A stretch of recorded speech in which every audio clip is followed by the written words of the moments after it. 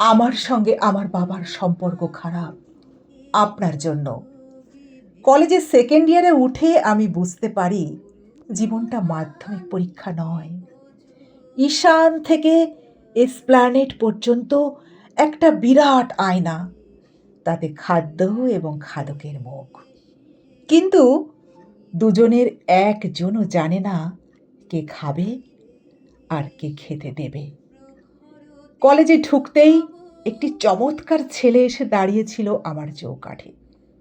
দুটো স্বপ্নের চোখ, এলোমেলো চুল, হাতে পেঙ্গুইন, পেপা প্যাক, ঠোঁটে সারাক্ষণ ব্যাবন্যান্ট পুরুষোয়া, আইনস্টাইন।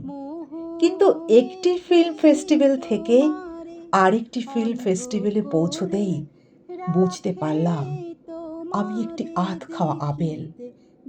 আর চমৎকার সেই ছেলেটি আমার 1 বছরের প্রেমিক আরেকটি আধ খাওয়া আপেলের সঙ্গে বকখালিতে ধরা পড়ল। থানা, পুলিশ, লোকাল কমিটি সব যথাযোগ্য মর্যাদায় পার হয়ে একটি বৃষ্টির দুপুরে আমাকে বলল, hi baby, I really love you. চলো এবার আমরা 3 জন মিলে চাঁদপুর যাব। জ্বর কষাতে পারিনি সেদিন, ঘর বন্ধ করে কেঁদেছিলাম। চোখের জলে আপনার গীতবিতানের 37 নম্বর পৃষ্ঠা ভিজে গিয়েছিল সেই গানটা, তুমি যে চেয়ে আছো আকাশ ভরে। এরপর আমার জিন্সের জ্যাকেট, আমার টাইটান ঘড়ি, আমার ইকোনমিক সনেট, সমস্ত কিছুকেই আকাশ মনে হয়েছিল। কি করেছেন আপনি আকাশ নিয়ে? এত আকাশ আপনার কানে। ঠিক এ সময়ে বাবার সঙ্গে আমার সম্পর্ক খারাপ হয়ে গেল। বাবা বললেন, মূর্খ, তুই মেয়ে না হয়ে ছেলে হলে আমার ভয় ছিল না। এত গীতবিতান পড়ার কি আছে, রাবিশ। সেদিনই বাড়ি ছেড়ে চলে যাব ভেবেছিলাম, পারিনি। সেদিনই ঘুমের বড়ি খাবো ভেবেছিলাম, পারিনি। তার বদলে বাবার মুখের উপর দাঁড়িয়ে বললাম, তুমি আমার বাবা নও, তুমি আমার বাবা নও। অন্য কেউ একজন কোথাও আছেন, তিনি আমার বাবা। উপরতলা রাজনীতি করা বাবার অহং সাংঘাতিক। ঠাস করে আমাকে একটা চড় মেরে বসলেন।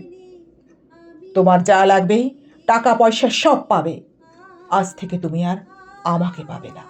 মনে রেখো, সামনে ফাইনাল। কি হবে জানি না, কিন্তু ভালো আমাকে করতেই হবে, নিজের পায়ে দাঁড়াতেই হবে। চোখের জল লেগে ভিজে গিয়েছিল পৃষ্ঠাগুলো।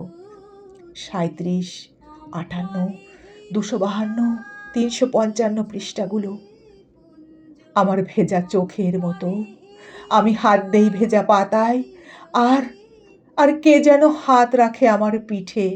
কবে কবে সে হাত আমাকে বুকে জড়িয়ে ধরবে?